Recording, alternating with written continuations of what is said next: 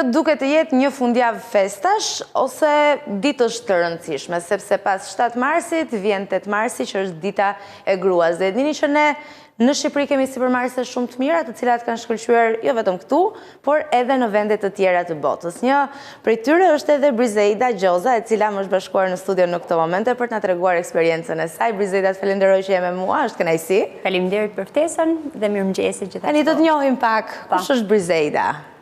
Atëherë Brizeida në një përshkrim të shkurtër, atëherë unë jam Brizeida Gjoza, jam bashkëthemeluese dhe CEO e Conscious, e cila është një kompani në ndërmjet financës dhe teknologjisë, e cila ka ndërtuar një zgjidhje inovative është fushë e vështirë kjo duke konkuruar globalisht tashmë. Do përpiqemi ta shpjegoj me terma sa më të thjeshtë për çfarë bëhet fjalë. Si gjetë veten këtu? Në pjesën e ndërmarrësisë është një rrugtim i cili nuk fillon befasi. Pra unë që kur isha shumë e vogël, pas universitetit, 22 vjeç, atëherë ka qenë ndërmarrja ime e parë, le të themi, me një projekt të cilin ma ka suportuar UNESCO në Senegal në Afrikë. Pra ajo ka qenë ndërmarrja ime e parë, por asnjëherë nuk isha fokusuar të tëra energjitë për ta çuar deri në fund një projekt timin dhe për ta shndërruar në një kompani. Dhe kjo ndodhi para 3 vitesh, kur algoritmi jetës më ribashkoi dhe me një vajzë tjetër ekselente shqiptare, me të cilën bashkëthemeluam Conscious. Edhe kështu vijon rruga për ta përmirësuar ditë pas dite. E përmenda jo pa shkak që punon në një sektor të vështirë. Investime zakonisht lidhen të paktën për mentalitetin shqiptar me burrat, të cilët e gjejnë veten më të aftë, po them kështu, në thonjza, në industri të tilla. Si ka qenë për ty? Je pjesërisht e sakt tek pjesa e përkufizimit, por pa diskutimisht që është një industri e dominuar nga burrat, si financa në vetvete, si sektori specifik ku unë po operoj në vertikalin e investimeve ESG, dhe nga ana tjetër dhe investitorët, ata të cilët investojnë tek ty, gjithashtu dominohen nga meshkujt, nga burrat. Por kjo nuk është në vetvete një sfidë. Normalisht është sfidë, por nuk përbën në vetvete një problem aq të pakalueshëm, por kërkon vendosmëri pak më të madhe nga ana në këtë rast e imja dhe e bashkëthemelueses tjetër për të çarë për te. Për ta shpjeguar shumë thjesht se çfarë ne bëjmë në këtë sektor specifik, mendoj se të gjithë keni dëgjuar për ndryshimet klimatike dhe se si kjo është përbën një problem tashmë jo thjesht mjedisor, por një problem ekonomik, financiar. Dhe ekziston një industri e tërë, e cila quhet investime të qëndrueshme. $triliona para 3 vitesh, po humbisnin duke mos u investuar nga investitorët në këto kompani apo projekte të cilat e shtynin qëndrueshmëri përpara. Dhe në këtë aspekt ndodhen shumë ndryshime globale. Jo të gjithë arritën që të mbijetojnë dhe t'ia dalin në këtë aspekt. Dhe ishte pikërisht ky ndryshim strukturor i tregut, të cilën ne targetuam me një zgjidhje shumë nish, shumë specifike, e cila tashmë po jep rezultate shumë të qëndrueshme. Cila ka qenë mbështetja jote më e madhe gjatë kësaj kohe? Mendoj që forca gjithmonë vjen nga së brendshmi dhe mbështetja më e madhe, pa diskutim përtej familjes dhe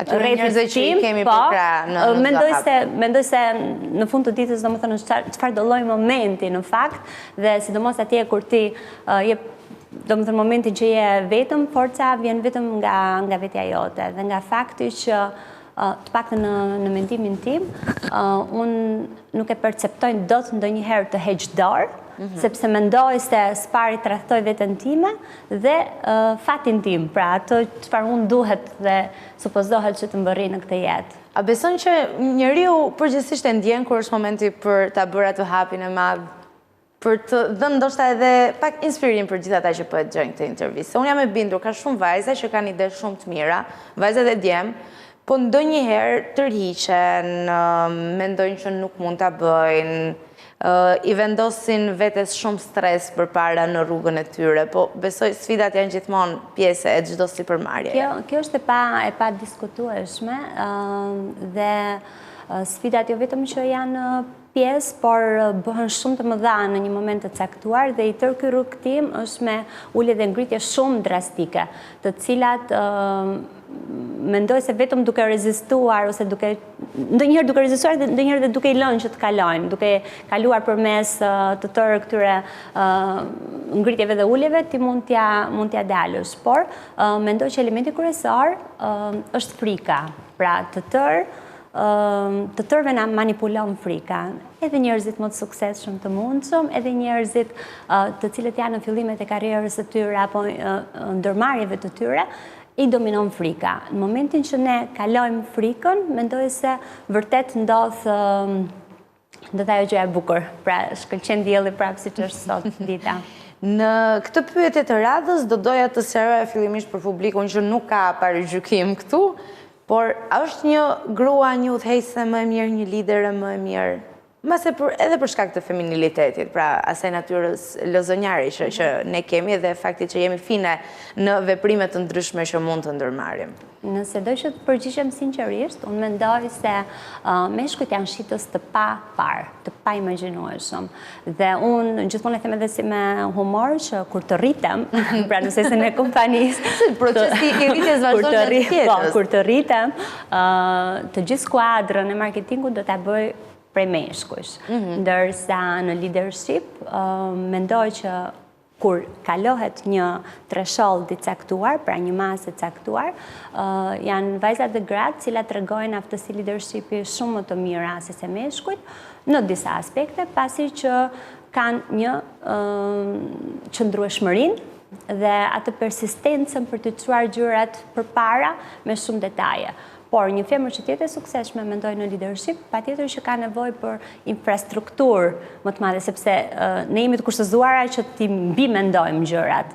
Dhe këtu ndërlidhet hyn dhe frika dhe shumë elementë të tjerë, të cilët gjënia tjetër fatmirësisht ose fatkeqmirësisht për ne nuk i ka.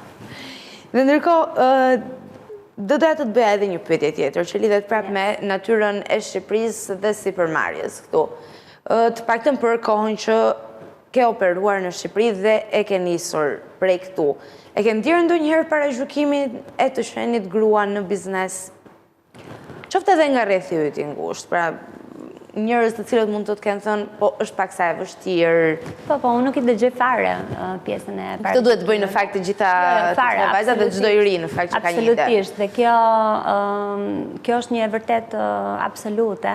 Unë nuk dëgjoj gjëra të tilla, domethënë kam një filtr shumë të madh brenda vetes time, nuk e di se si funksionon apo si është ndërtuar apo si ka arritur deri në këtë pikë, por nuk mundem dot të perceptoj dhe të merrem dhe të analizoj këtë pjesë të ndarjes apo të parajgjykimit.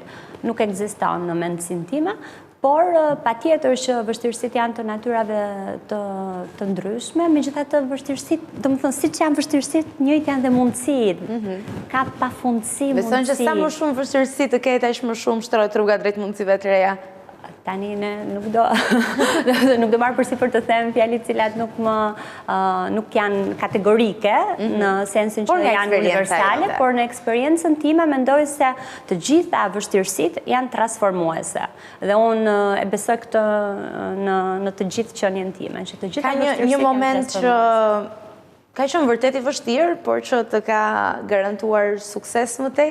Po ka pasur pafund momente të tilla, prej fillimit, prej ides fillestare kur ne kemi pasur dhe kemi munduar ta zhvillojmë, në përballjen e asaj ides të vogël tonën me tregun real, pasi unë shkova për ta testuar direkt në Suedi, në vendin nordike, duke menduar që aty ishte qendra e qëndrueshmërisë, dhe pas një feedbacku të parë shkova në Amerikë, ku përballa me anën tjetër të medaljes dhe ballafaqova zgjidhjen me tregun dhe kam marrë feedback jo detyrimisht të mirë në fillim. Pra, ka qenë koha kur kjo fushë në cilën ne po veprojmë, po shkonte drejt kolapsit dhe askush nuk e dinte nëse do vazhdonte të ekzistonte më ESG-a apo jo.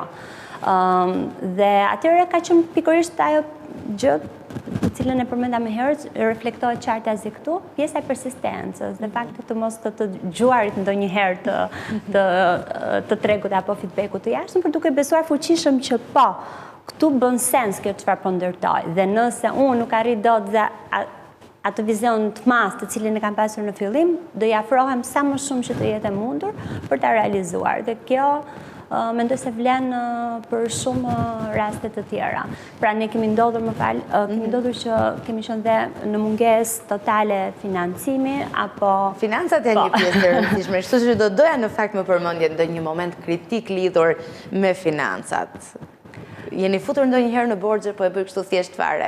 Po në borxhe familjare, shoqërore, pa diskutim, po, por borxhet në institucione, pra si banka, i kemi shmangur. Okej, e mirë është që nuk kemi arritur deri aty, edhe pse duket të jenë pjesë pa... Por kemi aplikuar pa fund, domethënë kam kaluar ditën e tëra pa gjumë, duke aplikuar kudo që të mundesha për të arritur që të fitoja, për shembull, nëse një suport në dikund tjetër dhe ekzistante, ka infrastrukturë që të suporton për shembull data të cilat ne na duheshin për të testuar algoritmin, ne na është dashur të fitojmë dhe ne kemi fituar mbi $350.000 data nga gjigantët e industrisë, falë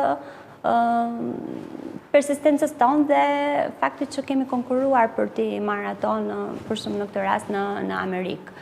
Por, po. Si ka qenë ky rrugtimi drejt Suedisë dhe Amerikës?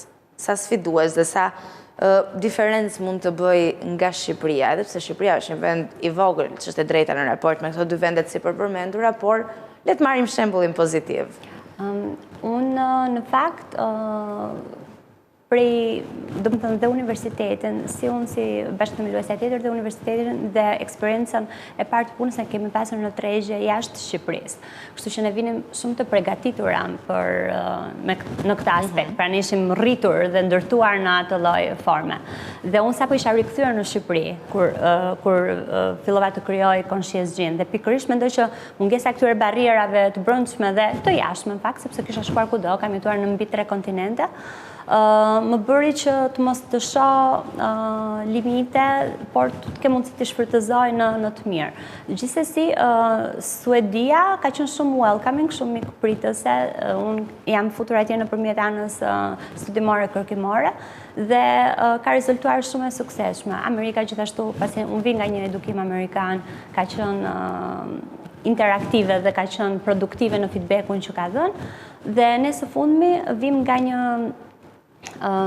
eksperiencë edhe në Francë gjithashtu, ku qëndruam për rreth 3-4 muaj dhe lançuam atje kompaninë tonë, duke e futur bërë pilotime me klient asset manager, të cilët quhen institucione financiare. Qëllimi më i madh se vizioni i kompanisë, për që ta kthejmë përsëri te kompania, është që të shndërrohet në një benchmark për fondet ESG. Dhe kjo është e realizueshme, mendoj, pasi që ne që në gjenezë këtë kemi ndërruar, gjatë rrugtimit gjërat kanë ndryshuar, sepse asnjëherë nuk është aq i qartë vizioni, se nuk kristalizohet direkt, por sa më shumë kohë kalon dhe tani 3 vite pas, unë mund të them që drejt atij vizioni ne po shkojmë. Duke qenë se jemi gati drejt përfundimit të intervistës, do doja ta shfrytëzoja këto minuta të fundit për të dhënë disa këshilla. Manuale për suksesin nuk ka, por besoj nga eksperienca jote mund të ndihmosh shumë gra dhe vajza që besojnë tek ajo që duan të bëjnë, po thjesht nuk po e vendosin në praktikë. Çfarë do t'i thoje ti? Ekzekuto. Po, ide të bukura ka pafund, mendoj se diferenca e vërtetë është tek ekzekutimi dhe të të vendosërit në aksion dhe kaq. Unë mendoj çmendurisht në këtë. Dhe po, duhet të kesh edhe vizion dhe dëshira gati të çmendura për t'i realizuar, se vetëm ashtu motivohesh. Paktën në rastin tim ajo gjë më motivon.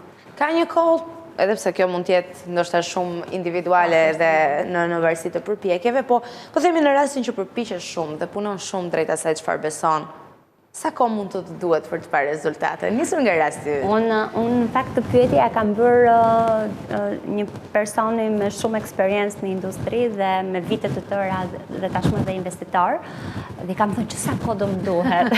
Pyetja e parë ishte sa kohë, do më thënë, a do bëhet në një vit, 2, 3 dhe më ka thënë Briseida, do më thënë 5 vite janë vite të mjaftueshëm të shëndetshme nëse do që të ndërtosh diçka. Dhe këtu kam kuptuar që në një vjeçarin e parë 80% në mos 90% e ideve vdesin, sepse nuk vazhdon, nga që shumë e vështirë. Dhe ti mendon se kalova tani, ja dola. Pastaj vjen viti 2 dhe i 3 dhe fillojnë vështirësitë në një niveli krejt tjetër, të cilat prap 80% do më thënë përfundojnë ose nuk arrin do të eskalojnë. Rezistojnë vetëm ata që janë këmbgulës. Let's see, ta shohim. Priscilla, unë falenderoj shumë që ishe me mua në start. Ashtu.